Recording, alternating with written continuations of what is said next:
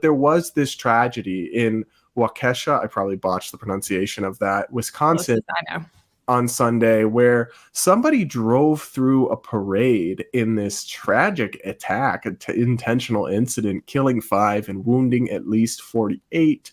And the reason that this has some bigger picture ramifications than just one tragedy that everybody agrees is terrible is something I want to get your thoughts on, because a lot of people are pushing back on this as an example of progressive or libertarian bail reform, right? People who oppose cash bail or want to change it so people aren't held as much before, their due process and their trial. They're saying that this actually is an incident that shows why that's a bad idea. Let me read you some details from the Wall Street Journal.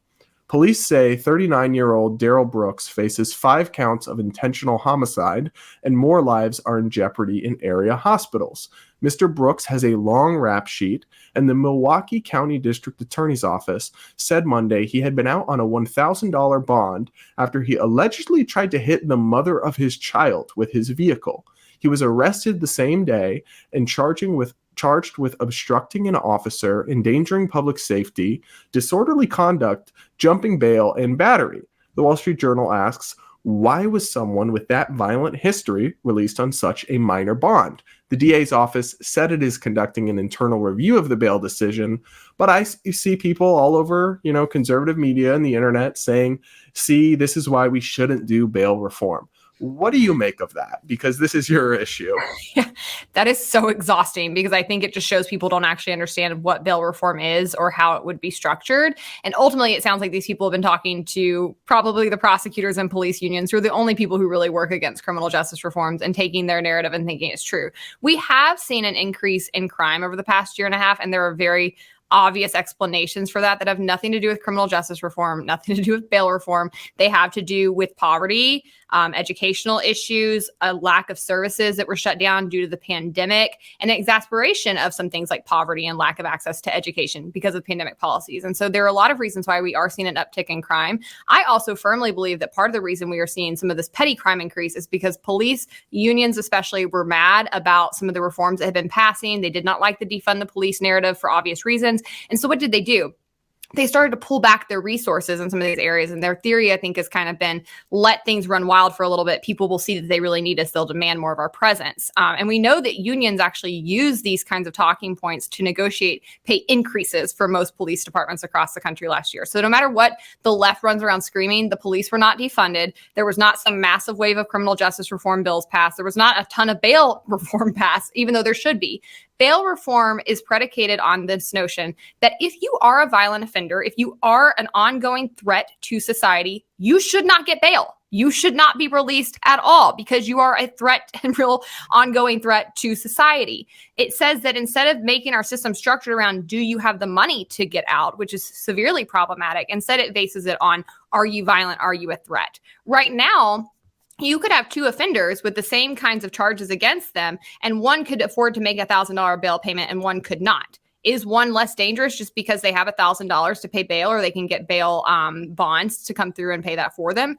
Absolutely not. And so that's what we see with this guy. This is a perfect example of why we need bail reform, actually, because this guy had a long record, had a violent record, and was not somebody who should have been out on the streets. And so he should not have been offered bail at all. Whereas somebody who did not have that kind of record should not be kept in jail just because they cannot afford bail. So when I hear people say this kind of thing, it is so frustrating, because they haven't even bothered to actually dig into the policies that they're talking about. They haven't taken time to really understand the issue.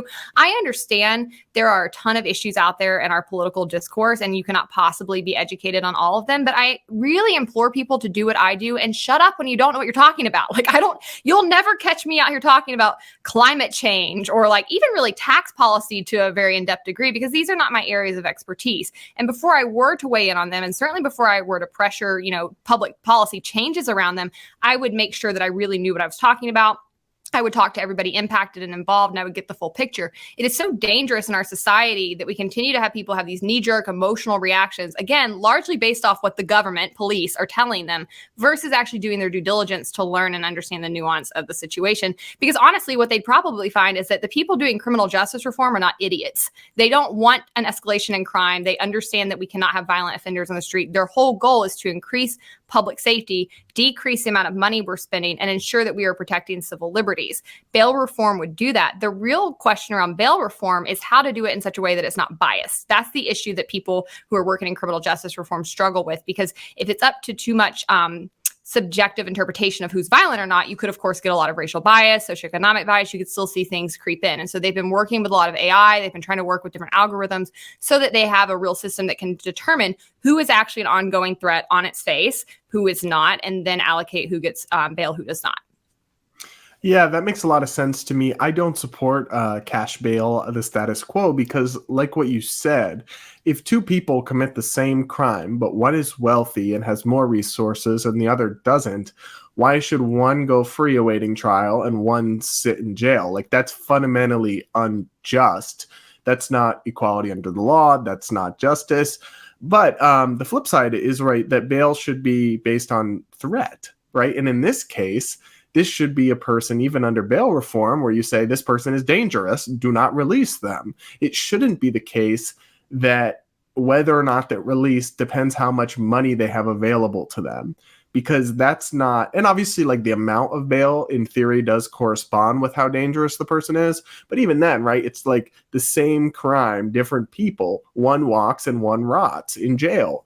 That doesn't make any sense. And I also just wish people would stop after any tragedy rushing to find some political issue or person or to blame. Like, maybe this is just a horrible thing. We should wait for facts and more details and not try to pin it on the progressives or the libertarians or criminal justice reform, and actually just react to the tragedy, mourn, learn more about it, not rush to knee-jerk conclusions. That's like a problem across the board. We need to stop doing these knee-jerk reactions to tragedies and looking for someone to blame, because that's when you end up making these backwards arguments that don't actually make sense. That's exactly right. We saw that in the Rittenhouse case as well. I've learned one thing, if I've learned any from all my years in criminal justice reform, and that's to be quiet until all the facts come out, because you can be very damaging to the actual outcomes if you run your mouth without knowing what you're talking about. And oftentimes you cannot possibly know what you're talking about right away. There has to be an investigation. And so right now I can say that in no way was bail reform responsible for this tragedy, but we should take time to mourn it. And then down the road, once everything is settled, we should take time to understand how it happened and what we could do to prevent it. Again, I think bail reform actually would prevent this kind of thing from happening in this exact scenario. But I think that's for a later date to really dig into.